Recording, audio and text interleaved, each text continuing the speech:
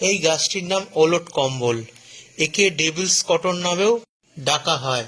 এর বিজ্ঞানসম্মত নাম অ্যাব্রোমা অগাস্টা।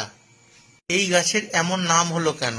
কারণ এই আকর্ষণীয় মেরুন ফুল নিচের দিকে ঝুলে থাকে, ফল থাকে ওপরের দিকে উল্টোভাবে, আর ফল পেকে গেলে ফেটে ভেতরের কম্বলের মতো লোমশ অংশ পরিস্ফুটিত হয়, আর তাই এই জন্য এর নাম হয়েছে ওলট কম্বল। এই গাছের ছালে রেশমের মতো আঁশ থাকে, যেটা গায়ে লাগলে চুলকানির সৃষ্টি হয়। এই গাছকে প্রাকৃতিক গাইনি ডাক্তারও বলে।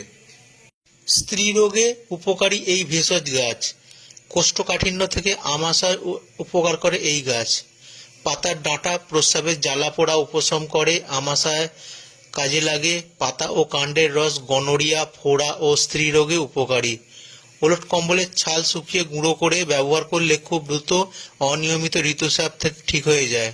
পুরনো দিনের গ্রামীণ চিকিৎসায় ব্যবহৃত করা হতো ওলট কম্বল গাছ। জরায়ু সংক্রান্ত রোগ, বন্ধ্যাত্ব, ব্যথাসহ বিভিন্ন স্ত্রীরোগ নিরাময়ে কার্যকর বলে ভেষজ বিশেষজ্ঞরা বলে থাকেন। এছাড়া বিভিন্ন যৌন রোগও এই গাছ ধন্বন্তরী বলে ধরা হয়। এই গাছের চারাগুলো বসন্তের শেষ থেকে গ্রীষ্মের শুরুতে প্রস্ফুটিত হয়। প্রান্তীয় মঞ্জরিগুলো থেকে গাঢ় মেরুন রঙের ফুল বের হয়। এক একটা ফুল 3 ইঞ্চি পর্যন্ত হয়। বীজের মাধ্যমে